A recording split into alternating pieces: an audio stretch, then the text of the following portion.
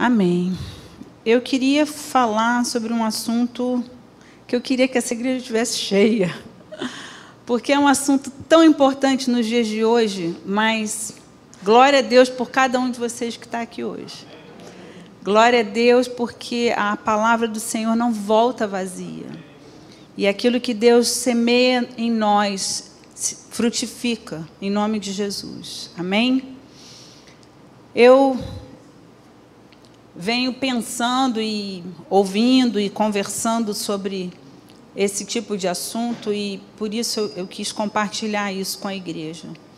Como que é fundamental que as nossas casas, a nossa família reflita a presença de Deus e a glória de Deus para aqueles que nos cercam, né? Esse assunto, de certa forma, não apenas nisso, por isso, mas também veio ao meu coração, porque estamos às portas da minha filha se casar, e é óbvio que a gente sempre se preocupa, né? Uma nova família está se formando, será que eles vão saber fazer as coisas e se preservar num ambiente bom, saudável, que reflita realmente a presença de Deus? Porque não adianta nós crermos em Deus, nós confessarmos Jesus como nosso Senhor e Salvador, se nós não trouxermos essa verdade para o nosso dia a dia.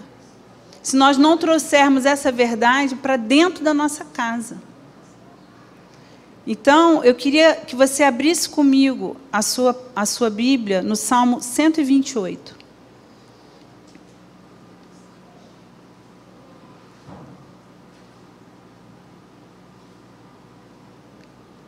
Salmo 128, a palavra do Senhor nos diz assim: bem-aventurado aquele que teme ao Senhor e anda nos seus caminhos. Do trabalho de suas mãos comerás. Feliz serás e tudo te irá bem. Tua esposa no interior de tua casa será como a videira frutífera. Teus filhos como rebentos da oliveira, à roda da tua mesa. Eis como será abençoado o homem que teme ao Senhor. O Senhor te abençoe desde Sião, para que vejas a prosperidade de Jerusalém durante os dias de tua vida. Vejas os filhos de teus filhos, paz sobre Israel. É bom a gente lembrar, né, de novo, que quando a palavra diz bem-aventurado aquele que teme ao Senhor, ela não está falando daquele que diz que teme ao Senhor. Ela está se referindo àquele que vive em temor ao Senhor. É muito diferente isso. Nós podemos reconhecer que Deus é soberano, nós podemos reconhecer que Deus é Deus, nós podemos até temer, né, Deus em nossos corações, mas o temor, andar debaixo do temor do Senhor, é algo que nos freia em cada momento de deslize das nossas vidas. Isso é muito diferente. E é a respeito dessa pessoa que o Salmo se refere. Bem-aventurado o homem que teme ao Senhor, bem-aventurado aquele que teme ao Senhor e anda nos seus caminhos. Se esse temor pautar o nosso comportamento, as nossas ações, as nossas reações, de fato ele vai estar freando os nossos impulsos. E é muito simples a gente pensar nisso. Porque na hora em que, por exemplo, você se aborrece, se irrita, qual é o impulso natural? É gritar, é xingar, é dizer coisas duras, ruins, que ferem, que ofendem. Mas se nós estamos debaixo do temor, isso já freia esse impulso natural. Se a gente está muitas vezes chateado, zangado, irritado, né, magoado com alguém, qual é o impulso natural? Falar mal dessa pessoa para outra pessoa. Se você anda debaixo do temor de Deus, quando isso vem na sua boca, você dá aquela segurada. Porque a palavra de Deus nos ensina que nós não devemos maldizer, que nós não devemos espalhar a discórdia entre os corações. Então, isso tudo é fundamental dentro da nossa casa. Porque, às vezes, a gente até se policia fora de casa. Mas dentro de casa. Se nós temos a preocupação de que o nosso testemunho, ele é importante diante do mundo, e eu não posso dar um mau testemunho a respeito, né, de Jesus, eu preciso mostrar quem é Jesus através da minha vida, isso já é uma coisa maravilhosa, que a gente tem esse temor. A gente precisa se lembrar que esse testemunho precisa começar dentro de casa. Porque a nossa família, e em especial os nossos filhos, ou até os cônjuges que não conhecem ao Senhor, são as primeiras pessoas que nós precisamos ganhar para Jesus. E se o nosso testemunho em casa não é bom, se em casa a gente se sente livre para ser quem somos, deixar fluir todos os nossos impulsos, aí a coisa fica estranha. A coisa realmente vai ficar estranha. A base da família é o casal. Hoje em dia, a gente sabe que, infelizmente, diante da realidade do mundo, muitas famílias não são configuradas dessa forma. Existem pais homens, né, sozinhos, existem mulheres sozinhas, existem avós que assumem os netos, existem diversas situações de estrutura familiar, mas não importa a estrutura familiar, ainda que, lamentavelmente, não seja com o pai e a mãe, ainda assim é a família e precisa ser tratada e vivida numa rotina de temor ao Senhor. Eu peguei alguns textos que eu considero extremamente importantes, mas eu quero que você entenda isso como família.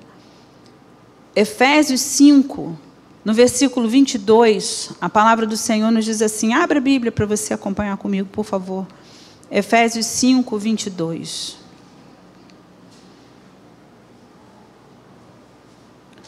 Esse texto é um texto que nos nossos dias chega a ser escandaloso. Mas eu quero te lembrar que a palavra de Deus é plena em sabedoria. Não paute o seu entendimento no que o mundo ensina. Prenda-se ao que a palavra de Deus nos ensina, porque ela é a verdade. E esse texto diz, as mulheres sejam submissas a seu próprio marido, como ao Senhor. Porque o marido é o cabeça da mulher, como também Cristo é o cabeça da igreja, sendo este mesmo o Salvador do corpo. Como, porém, a igreja está sujeita a Cristo, assim também as mulheres sejam em tudo submissas a seu marido. Maridos, amai vossa mulher, como também Cristo amou a igreja, e a si mesmo se entregou por ela, para que a santificasse, tendo-a purificado por meio de lavagem de água pela palavra, para apresentar a si mesmo igreja gloriosa, sem mácula, nem ruga, nem coisa semelhante, porém santa e sem defeito. Assim também os maridos devem amar a sua mulher como ao próprio corpo. Quem ama a esposa, a si mesmo se ama. Porque ninguém jamais odiou a própria carne, antes a alimenta e dela cuida. Como também Cristo o faz com a igreja, porque somos membros do seu corpo. Eis porque deixará o homem a seu pai e sua mãe, e se unirá à sua mulher, e se tornarão os dois uma só carne. Grande é este mistério, mas eu me refiro a Cristo e à igreja. Não obstante vós, cada um de per si, também ame a própria esposa como a si mesmo, e a esposa respeite ao marido. Quando se fala nos nossos dias que mulher seja submissa ao seu marido, gente, parece que as mulheres se arrepiam, né? Como se isso fosse uma ofensa. Quando, na verdade, isso aqui é um princípio de harmonia. Porque a palavra de Deus nos mostra claramente que Deus não criou a mulher para estar subjugada, humilhada ou maltratada debaixo do pé de um homem. Muito pelo contrário. A palavra diz que Deus criou a mulher para que ela fosse ajudadora idônea. Ou seja, alguém tão capaz e tão habilitado para estar ao lado, dando todo o suporte e o apoio. E, de fato, a gente percebe o quanto as mulheres são capazes e hábeis. Então, entender que esse texto diz à mulher para que ela seja nula, isso é um entendimento completamente errado. Deus não chama a mulher para que ela seja nula. Deus chama a mulher para que ela seja ajudadora idônea. Mas a submissão, ela entra num propósito de harmonia. E se você entender isso, você percebe que, assim como a mulher, apesar dela ter uma visão ampla, apesar dela ter a habilidade de fazer muitas coisas simultaneamente e ser capaz em extremo, ainda assim ela precisa segurar esse potencial, porque senão ela vai embora. Mulheres, eu estou falando bobagem? A mulher vai embora. Ela vai, porque ela vê o tanto que ela é capaz de fazer. Então, a proposta de Deus é harmonia, sintonia, unidade. Ao mesmo tempo, ela diz para o homem: ama a tua mulher como Cristo amou a igreja. E o que Jesus fez pela igreja? O amor de Jesus pela igreja levou ele simplesmente a dar a sua própria vida. E a questão é, quantos maridos dizem: eu te amo, eu daria minha vida por você, eu morreria por você? Então comece morrendo na sua própria carne. Comece matando a sua carne por amor à sua esposa. Quando você pensar em ser rude, quando você pensar em ofender ou desmerecer, quando você pensar em buscar o seu próprio conforto e esquecer de se importar com ela e com a necessidade dela. Ou seja, harmonia. É importante a gente entender o que a palavra de Deus nos ensina, porque são esses textos, são esses princípios, são esses ensinamentos que vão trazer harmonia, paz, comunhão e felicidade à nossa casa. Não é bem-aventurado o homem que confessa temer ao Senhor. Não é isso. É bem-aventurado o homem que anda no temor do Senhor. E esse temor precisa ser marcado em cada uma dessas situações da nossa vida, do nosso dia a dia.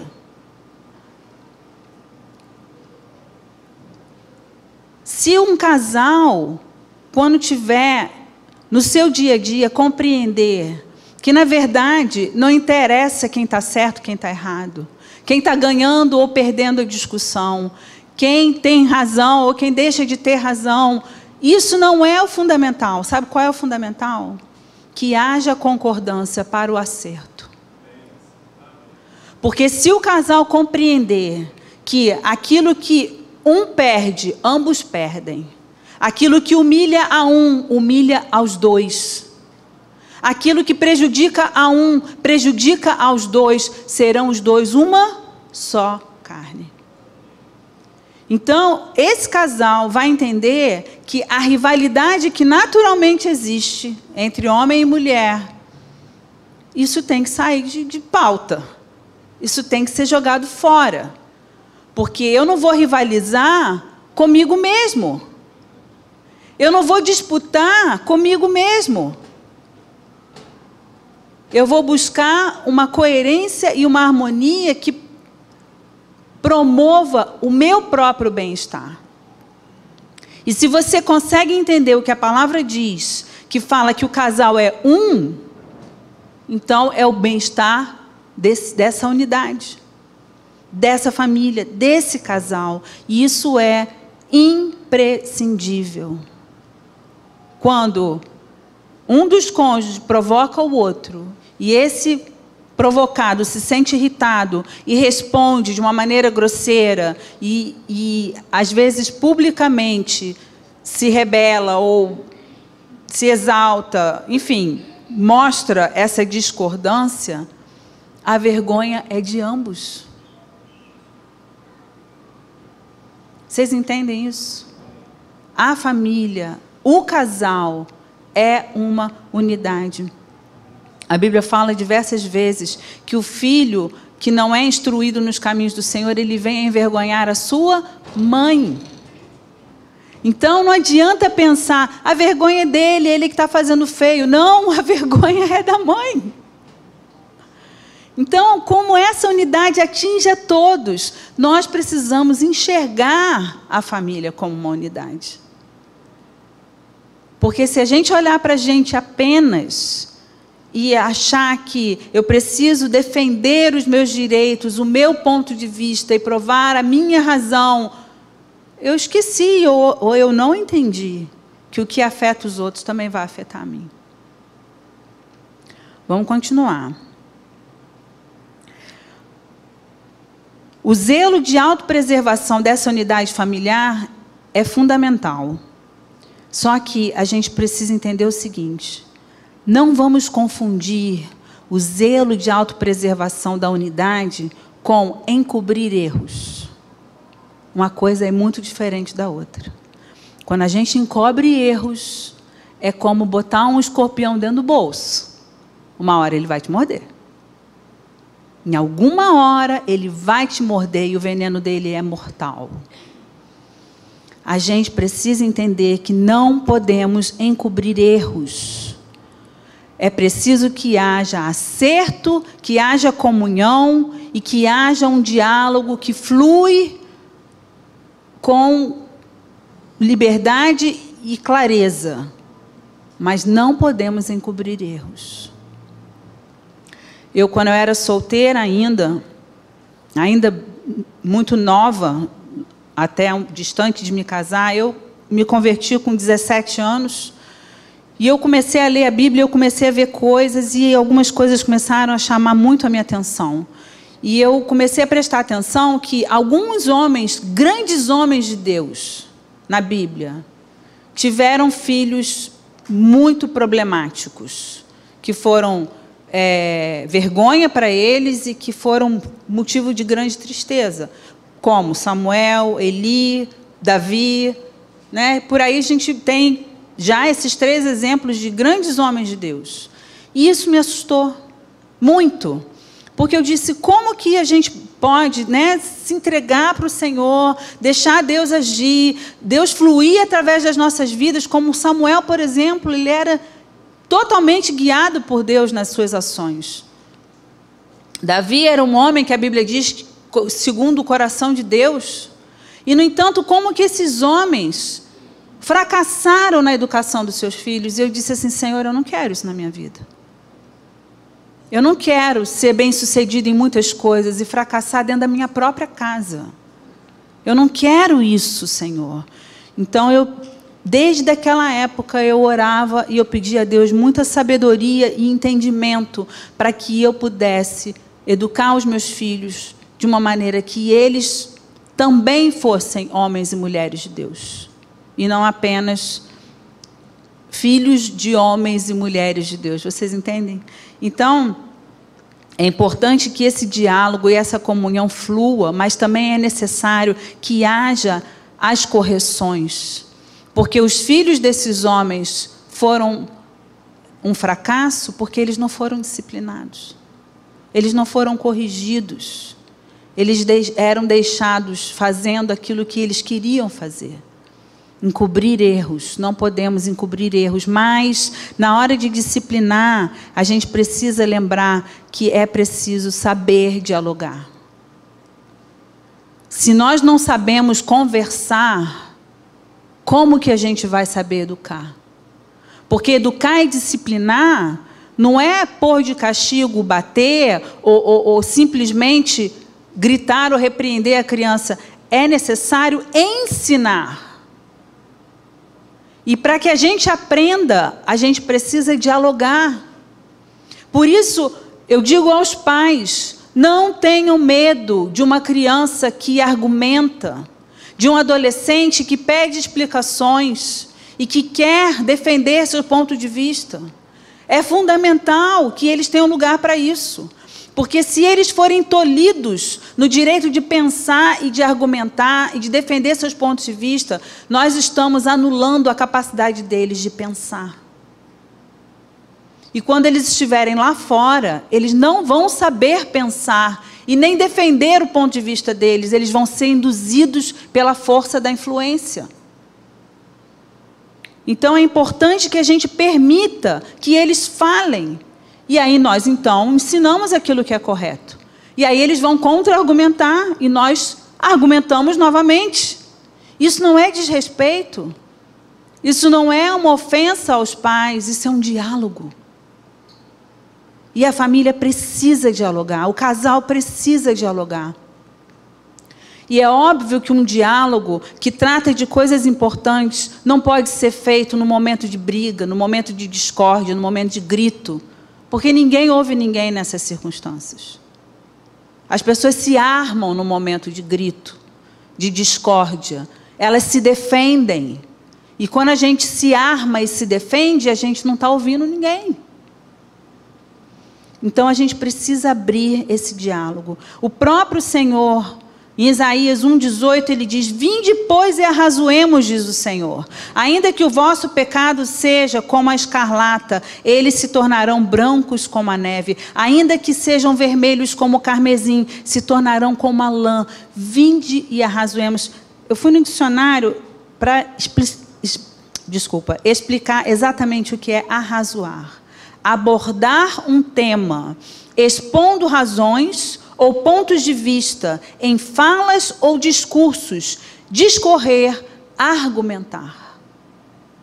É esse diálogo que Deus, o próprio Deus, nos chama a estabelecer com Ele, que nós precisamos ter dentro das nossas casas. Com o nosso cônjuge, com os nossos filhos, com os irmãos entre si, para que a gente aprenda a chegar em um lugar de concordância, em um lugar de harmonia. Eu me lembro quando meus filhos eram pequenos, o que é natural, as crianças começam a se aborrecer umas com as outras, e não eram poucas crianças, quando eles ensaiavam se bater, ou dava aqueles tapas iniciais, eu já entrava e dizia assim: olha, se começar a bater, eu não quero saber quem errou ou quem acertou, quem tem razão ou quem deixa de ter, quem começou ou quem não começou. Vai apanhar todo mundo. Porque Deus nos deu boca. Vocês podem conversar, discutir, argumentar, vocês não podem se bater. Os bichos não têm boca para falar. Quer dizer, têm boca, mas não falam. Nós temos fala. E a gente precisa, então, usar isso que Deus deu ao homem. A capacidade de falar e de expressar suas razões e seus pensamentos. E isso é muito necessário. Então, vamos continuar. Em Efésios capítulo 6, continuando nesse mesmo texto, depois que eu já li da mulher e do marido, fala a respeito dos filhos. E aí aqui diz no versículo 1, filhos, obedecei a vossos pais no Senhor, pois isso é justo. Honra a teu pai e tua mãe, que é o primeiro mandamento com promessa, para que te vá bem e sejas de longa vida sobre a terra. Filhos, obedecei, honrai a vossos pais. O quanto que isso é bênção para os filhos. Em Provérbios 19, 26, a palavra diz: o que maltrata a seu pai, ou manda embora a sua mãe... O que maltrata a seu pai, ou manda embora a sua mãe, filho é que envergonha e desonra. Provérbios 20. A quem amaldiçoa a seu pai ou a sua mãe, apagar-se-lhe-á a lâmpada nas mais densas trevas. Olha bem o que a palavra diz. 23, 22, Provérbios. Ouve a teu pai que te gerou, e não desprezes a tua mãe quando vier a envelhecer. Isso mostra para a gente que essa honra e essa submissão aos pais, ela não é só quando a gente está dentro de casa, dependendo do dinheiro dos pais para viver. Ela também é depois que a gente já tem a nossa independência. honrar os pais, tratá-los com amor, com dignidade, isso é bênção para as nossas vidas. E aí quando fala que não despreze a tua mãe quando vier a envelhecer, como é difícil, às vezes, lidar com a pessoa mais idosa. Por quê? Porque ela tem, às vezes, as suas limitações, as suas teimosias, a sua forma de pensar já consolidada diante de muitos anos de vida. E, às vezes, a gente vai ficando um pouco impaciente. Nos nossos dias, então, em que a tecnologia é uma coisa que se renova todos os dias e os idosos estão sofrendo com essa tecnologia, as pessoas ficam impacientes.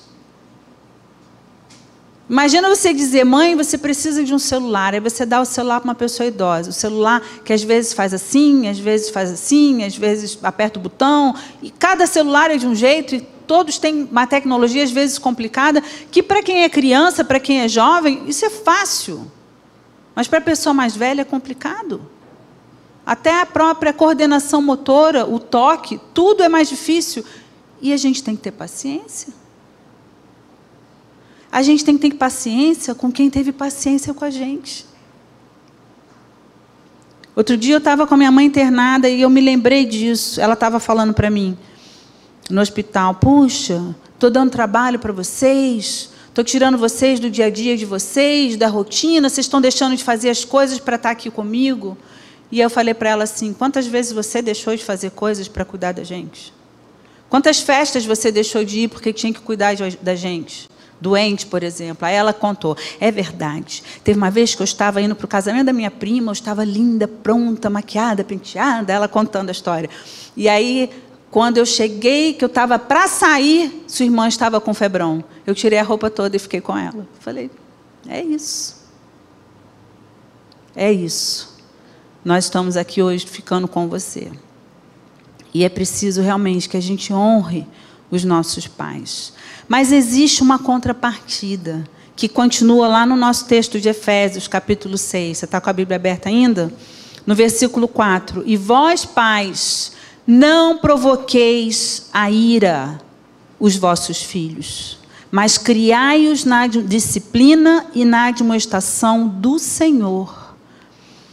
A gente quer, como pais, que os filhos nos obedeçam e nos honrem, mas quantas vezes nós os provocamos a ira, desrespeitando os nossos próprios filhos, roubando o direito deles, às vezes de argumentar, às vezes até de fazer coisas porque um dia eu estou de boa vontade, tudo pode, no outro dia eu estou de mau humor, não pode nada.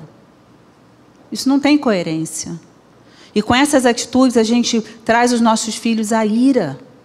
E com outras atitudes mais, com falas duras, com ofensas, com desrespeito, porque é filho, eu posso dizer o que me vem na cabeça? Não. Não é apenas filho, é uma vida. Que quanto mais eu ferir, mais ferido vai estar para enfrentar essa vida que já vai ferir ainda mais.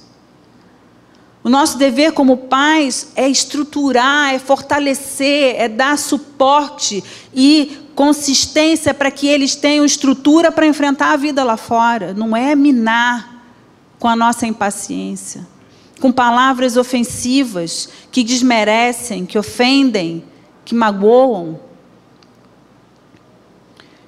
Aqui em Malaquias capítulo 4, versículo 6, olha o que Deus diz.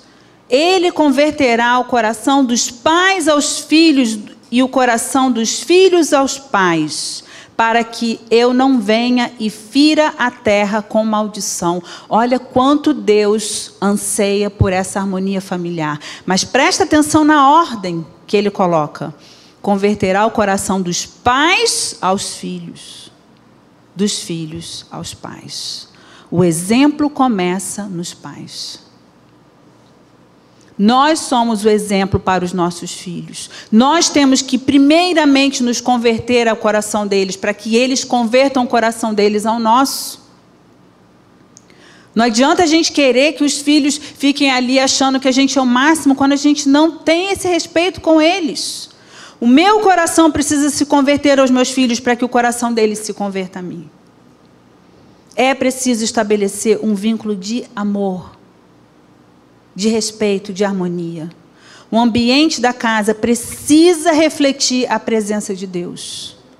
Ele precisa, o diabo não vai ter trabalho para nos atacar se nós mesmos deixarmos que a nossa carne opere livremente. Se a gente deixar que a nossa carne flua com liberdade, nós mesmos vamos colher frutos de destruição para a nossa vida. E não vai precisar ter demônio para prejudicar a nossa casa. Vocês entendem o que eu estou dizendo? Às vezes as pessoas repreendem o diabo. Ah, isso tudo está acontecendo aqui em casa porque o diabo está atacando. Gente, não tenha dúvida, o diabo veio para matar, roubar e destruir. Isso é fato. Mas às vezes ele não está fazendo nada. Nós só estamos colhendo as consequências das nossas próprias ações dentro da nossa casa. Gerando discórdia, gerando divisão, gerando ira, má vontade, indignação, mágoas. E aí eu vou dar alguns exemplos do que a gente pode estar fazendo de muito errado dentro da nossa casa. Por exemplo, palavrões e gritaria. O que a palavra diz? Efésios capítulo 4. Não saia da vossa boca nenhuma palavra torpe, e sim unicamente a que for boa para edificação, conforme a necessidade, e assim transmita graça aos que ouvem. E não entristeçais o Espírito de Deus, no qual fostes selados para o dia da redenção. Longe de vós toda amargura, cólera, ira e gritaria, e blasfêmia, e bem assim toda malícia. Antes sede uns para com os outros benignos, compassivos, perdoando-vos uns aos outros, como também Deus em Cristo vos perdoou. Esse precisa ser o ambiente da nossa casa. Só que muitas vezes, dentro de casa, exatamente porque às vezes a gente já vem sobrecarregado da vida lá fora, já chegamos cansados, já chegamos irritados, já fomos contrariados, ofendidos de muitas formas, e de muitas maneiras tivemos que engolir muita coisa, né? Um sapo de cada dia. Quando a gente chega em casa, a gente não quer aturar mais nada. E aí é ali que a gente extravasa, e xinga, e ofende, e grita. Qual o testemunho que estamos dando aos nossos próprios filhos, aos nossos cônjuges e aos vizinhos, que vão ouvir tudo isso? É imprescindível que haja temor no nosso coração. Porque mesmo que nenhum vizinho escutasse, lembre-se que se a tua casa é do Senhor, a presença de Deus está ali. E nós estamos ofendendo a Deus com as nossas atitudes, com as nossas palavras. Eu sei que existem temperamentos diferentes. Eu nunca vou esquecer uma vez que a Ana contou que eles namoravam, Ana e Gil namoravam. E o Gil estava no ônibus com a Ana, aquele namorado todo protetor. E aí parece que um homem no ônibus fez alguma coisa com a Ana, encostou nela, não sei, alguma coisa. E o Gil, muito indignado, na sua ira, disse: eu vou dar um soco neste homem. Mas assim, com essa calma, assim, né? Lânguido. Tudo bem, nós temos temperamentos, cada um o seu, né? Tem gente que é fleumático, tem gente que é colérico, tem gente que é sanguíneo, né? Melancólico, tem as personalidades de cada um, o temperamento de cada um, ok. Mas quem precisa ser soberano sobre quem somos? O Espírito Santo de Deus. E a Bíblia diz que o Espírito Santo que habita em nós produz o seu fruto. E o seu fruto é amor, alegria, paz, benignidade, bondade, fidelidade, mansidão, domínio próprio. E contra essas coisas não há lei, porque aquele que caminha no Espírito não se sujeita às concupisções da carne. Então, como que eu domino o meu temperamento? Pelo mover do Espírito Santo através de mim. Então, temperamento não é desculpa, gente. Temperamento, sabe para que serve? Serve para o que Deus quer fazer através da tua vida. Para isso serve o nosso temperamento. As pessoas que são mais ousadas, mais atiradas, outros que são mais comedidos, são mais concentrados, E para isso serve o nosso temperamento, para que nós, através das nossas diferenças, possamos exercer diversidade em funções e em ações. Vocês entendem isso? Então, não é para a gente pecar. O temperamento não pode nos levar a pecar. Não é para isso o nosso temperamento. Mas para mostrar a multiforme graça de Deus, que se manifesta de muitas formas. A Bíblia fala sobre mentiras. Mentir é uma boa estratégia quando a gente quer fugir de uma enrascada. Mas é uma situação, uma cilada de morte. É brecha que nós abrimos na nossa vida quando utilizamos desse recurso. A palavra do Senhor diz que Deus é luz e não há nele treva nenhuma. E a palavra de Deus diz que o diabo é o pai da mentira. Não podemos lançar mão desse recurso. Provérbios 13 diz: o justo aborrece a palavra de mentira. Aborrece a palavra de mentira. Soa, vem à mente a ideia, aquilo já te dá repulsa. A gente não pode lançar mão disso, mas o perverso faz vergonha e se desonra. Através da mentira, ela mais do que nunca tem perna curta. Ainda mais agora, com essas redes sociais, que todo mundo sabe da vida de todo mundo, a mentira tem a perna mais curta do que nunca teve. E aí, lá em João 8, Jesus diz assim: vós sois do diabo, que é o vosso pai, e quereis satisfazer-lhes os desejos. Ele foi homicida desde o princípio, jamais se firmou na verdade, porque nele não há verdade. Quando ele profere mentira, fala do que lhe é próprio, porque é mentiroso e pai da mentira. Eu não posso lançar mão de um recurso que é filho do maligno. Vocês entendem isso? A mentira não pode fazer parte da nossa casa. Murmuração e queixa. O filho insensato é a desgraça do pai, diz Provérbios 19. E um gotejar contínuo, as contendas da esposa. Pensa, pim, pim, pim, pim, pim, pim. 24 horas na tua cabeça. Aquilo enlouquece. Essa é a mulher reclamando. Reclamando, reclamando, e reclama mais um pouco, e reclama. Provérbios 27:15, o gotejar contínuo no dia de grande chuva é a mulher rixosa, e a mulher rixosa são semelhantes. É irritante. Mulheres, a gente precisa rever os nossos conceitos.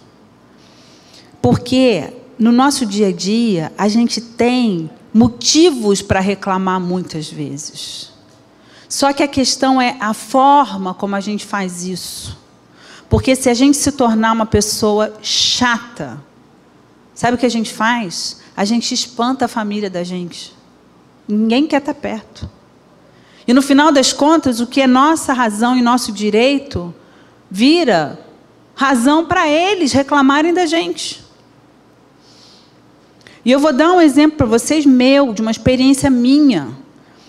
Eu sou muito chata com casa bagunçada, me incomoda demais bagunça. E aí eu chego em casa, quando eu vou vendo as coisas fora do lugar, eu já vou botando as coisas meio que no lugar.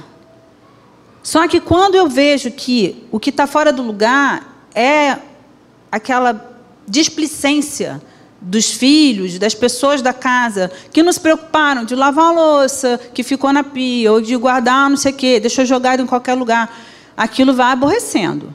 Porque todo mundo trabalha, todo mundo tem suas obrigações, e nós também temos as nossas. Então, também chegamos cansados. E aí, ou melhor, cansadas. E aí eu comecei a abrir o meu reclamódromo. Todo dia eu chegava e só de eu entrar em casa, eu já me aborrecia e fechava a cara. E aí eu já ia pontuando. Isso aqui está fora do lugar. Isso aqui não sei o que. Isso aqui é... E reclamando, e reclamando, e reclamando. Com isso, sabe o que aconteceu? Ninguém chegava muito perto, porque já via que eu não estava de bons amigos. E eu mesma não tinha vontade de estar perto de ninguém, porque eu estava zangada. Eu me sentia desrespeitada com aquilo. E aí, isso aconteceu num dia, no segundo dia, no terceiro dia. Quando eu olhei, eu estava meio que de mal com a casa toda. Pensa nisso. Aí o Espírito Santo falou comigo. O que você prefere?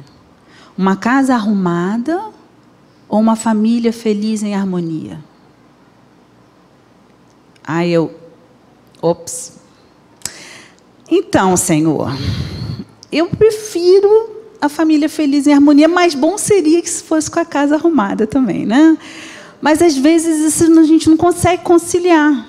E a verdade é que eu estou vivendo isso gradativamente, mas ainda não vivi plenamente, mas já escutei da boca de quem já viveu, que a gente, enquanto está com a casa cheia, a gente está sempre reclamando dessas coisas. Mas depois que a casa fica vazia, porque todo mundo casa e vai embora, eu já escutei as pessoas dizendo assim, pessoas que reclamavam para mim da bagunça, dizendo assim, ai, minha casa está tão vazia, se eu boto isso aqui, fica aqui, ninguém tira do lugar, eu não tenho nem mais o que botar no lugar, porque já está tudo no lugar. Quase que implorando para alguém chegar lá e fazer uma bagunça para poder sentir que a casa tem gente, tem movimento, tem calor humano.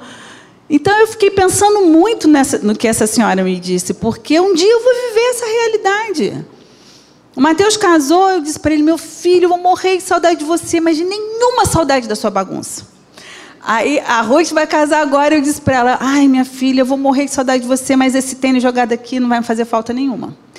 Então, assim, eu estou pensando na arrumação da minha casa, mas eu sei que já eu não vou ter mais filho nenhum dentro de casa. E a gente vai sentir falta deles. A gente não sente falta da bagunça, gente, convenhamos. Ninguém vai sentir falta da bagunça. A gente sente falta das pessoas. Então, foi o que Deus puxou a minha orelha naquele dia. O que você prefere? Eu falei, o senhor tem razão. Eu tenho que mudar a minha estratégia. E eu confesso a você que eu não deixei de falar, não, viu, gente? Realmente eu falo, mas eu já não falo com aquela bronca que eu falava antes. Eu já não fecho o tempo, eu já não fico de mal, sabe como? Eu falo, mas eu apelo, assim, para o lado emocional, sabe? Puxa vida, vocês não estão me respeitando, eu estou cansada. Será que vocês não podem me ajudar? Sabe aquele lado emocional que o filho fica, coitada da minha mãe, vou lavar essa louça para ela? É isso, ao invés de eu armar o barraco e fechar o tempo, porque a gente não consegue nada assim. Então, realmente, eu tive uma experiência importante nesse aspecto, né, da queixa, da reclamação, de ficar ali, que realmente perturba mesmo, irrita. É chato ficar do lado de quem reclama o tempo todo. É chato. A gente não pode ser assim. Então, só que tem uma contrapartida. A mulher não pode ser chata. Mas olha o que a Bíblia diz aqui. 1 Pedro 3,7. A palavra do Senhor diz assim, maridos. E aí a gente pode botar também filhos, né? Porque os filhos adultos fazem parte desse contexto. Mas vamos lá, maridos. Vós igualmente vivei a vida comum do lar, com discernimento e tendo consideração com a vossa mulher como parte mais frágil, tratai-a com dignidade, porque sois juntamente herdeiros da mesma graça de vida, para que não se interrompam as vossas orações. Sabe aquele marido fervoroso que deixa tudo nas costas da mulher e diz, vou orar? Não é isso que a Bíblia está dizendo aqui, não. Precisamos orar? Sim. Mas aqui a palavra diz, viver a vida comum do lar. O que é uma vida comum do lar? É você fazer parte do dia a dia de uma casa. E você arregaçar a manga e ajudar. Reconheça, considere a sua mulher como parte mais frágil. Não bota o peso todo nas costas dela, não. Porque ela é mais frágil. Tratar-a com dignidade. Marido, desculpa. Mulher, traz a minha comida. Gente, calma. Vamos tratar com dignidade, vamos entender que os dois são co-herdeiros da graça divina. Vamos entender que, se não houver esse respeito, esse cuidado e essa cooperação, as suas orações serão interrompidas. É preciso ajudar. Cada vez mais a vida está difícil, as mulheres estão trabalhando muito. É jornada tripla. E se o marido ficar em casa, tipo, já trabalhei o dia todo, agora eu quero só ver TV e descansar, a mulher também trabalhou o dia todo. Muitas vezes a maioria trabalha o dia todo. E mesmo aquela que não trabalha fora, o trabalho de casa é exaustivo. E os filhos dão muito trabalho. E é preciso que haja cooperação. E eu te digo, marido, sem medo de errar, lavar uma louça não quebra a mão. Não quebra a mão. E não é vergonha para o marido lavar a louça, muito pelo contrário. É cooperar no dia a dia. Viver a vida comum do lar. O que é uma vida comum? Levanta, arruma a cama, toma banho, toma café, lava a louça, faz a comida, lava a roupa, passa a roupa, limpa a casa. Isso não é vida comum? Vai ao mercado. Isso é a vida comum do lar. Não é isso? Vivei a vida comum do lar. Coopera. Faz parte. Não é viver o inverso. A mulher fica só no bem bom e o marido ralando tudo. Não é isso. É o casal, é a unidade, é o envolvimento da família.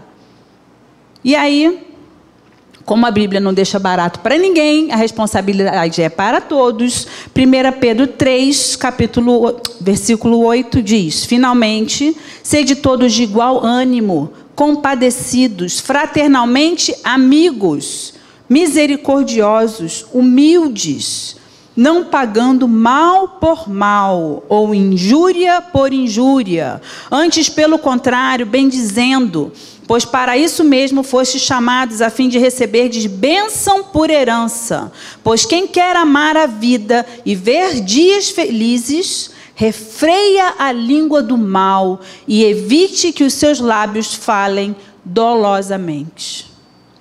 Essa responsabilidade é de todos os membros da casa. Zelar por aquilo que pensa, que sente e que fala e que faz. Se nós tivermos verdadeiramente este temor nas nossas ações, no nosso dia a dia, dentro e fora da nossa casa, pode ter certeza que o Salmo 128 será uma realidade na sua vida. Em nome de Jesus, a palavra de Deus não mente. Semearmos bênção, vitórias e livramentos é o que acontece quando nós andamos em temor a Deus. Nós semeamos essas coisas e a Bíblia diz que aquilo que a gente semeia, a gente colhe. Por fim, Salmo 91, 14. Porque a mim se apegou com amor, eu o livrarei, pô-lo-ei a salvo, porque conhece o meu nome. O quanto mais nós amarmos a Deus e nos apegarmos a Ele em amor e temor, tanto mais estaremos sendo livres, salvos, libertos do mal e prósperos em toda sorte de bênçãos. Isso é promessa de Deus. E a palavra de Deus é clara, Deus não mente, a sua palavra é verdadeira, é poderosa, é eficaz.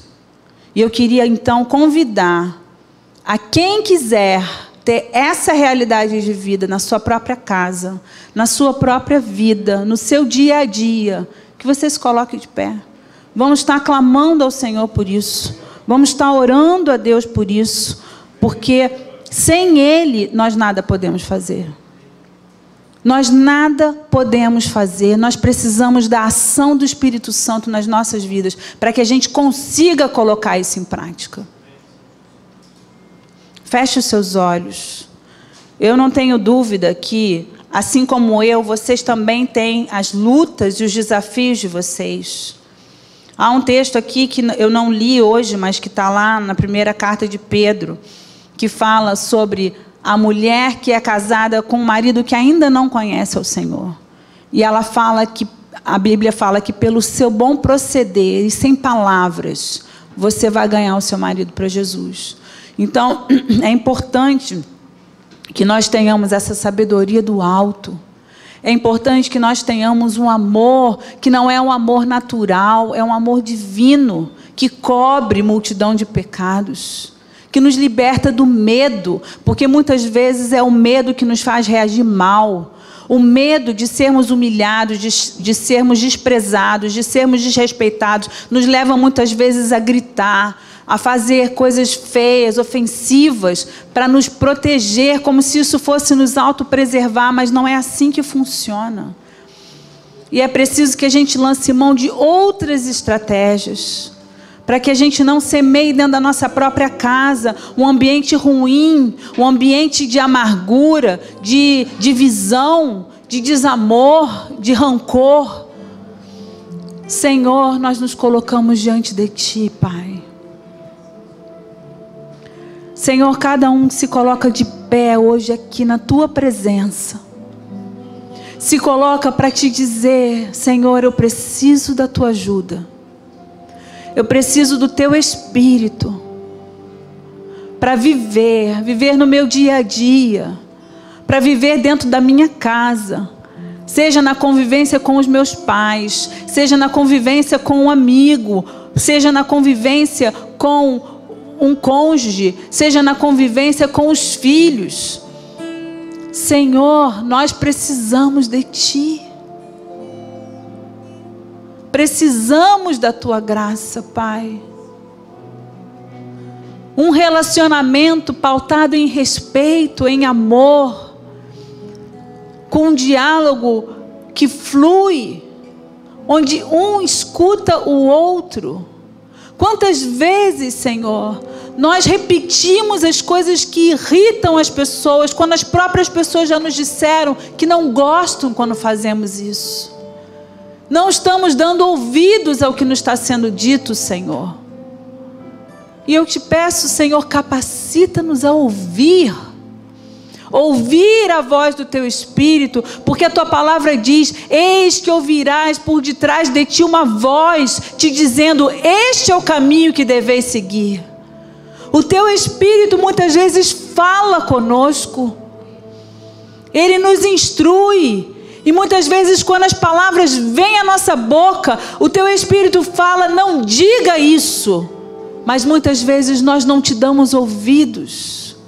Deixamos fluir a nossa ira, Senhor, a nossa indignação, o nosso desejo de reclamar, de falar mal ou de fazer coisas ruins, Senhor. A nossa carne gritando mais alto. Mas eu te peço, Senhor, ajuda-nos, perdoa-nos, liberta-nos, Senhor, e enche-nos com o Teu Espírito Santo, porque somente por meio do Teu Espírito seremos capazes de frutificar em Ti, Jesus. Frutificar essa paciência, o domínio próprio, um amor verdadeiro, uma alegria, Senhor, que contagia, que transforma o ambiente, a longanimidade, a bondade, a misericórdia que vem da parte do Senhor. Só por meio do Teu Espírito, Pai.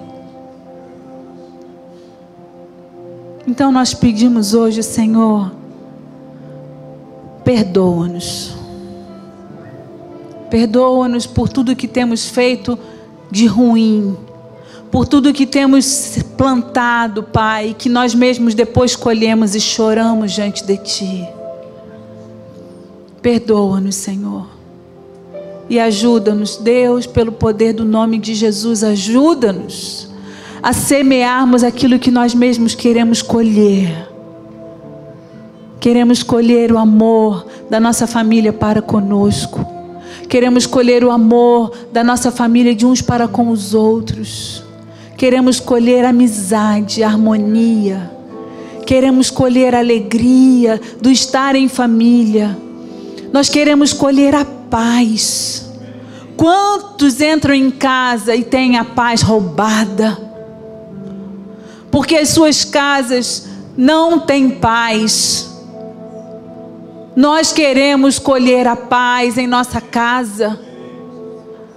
Queremos, Senhor, entrar e fechar a porta e deixar as lutas do mundo lá fora, porque dentro da nossa casa há paz, há harmonia, há alegria, há felicidade, há a Tua presença, Senhor. A Tua presença nos instruindo, nos mostrando como fazer, o que fazer, nos renovando as forças, renovando a nossa esperança, renovando o nosso ânimo, renovando-nos, Senhor, física, emocional e espiritualmente. Senhor, ajuda-nos a nos aborrecermos da gritaria, da mentira, dos palavrões, das afrontas, do desrespeito, da impaciência. Ajuda-nos, Senhor, a zelarmos com temor por tudo aquilo que é bom e reto, para que a gente faça essas coisas nas nossas casas, em nossas vidas. Senhor, ajuda-nos, ó Pai. Senhor, estende a Tua mão sobre nós hoje.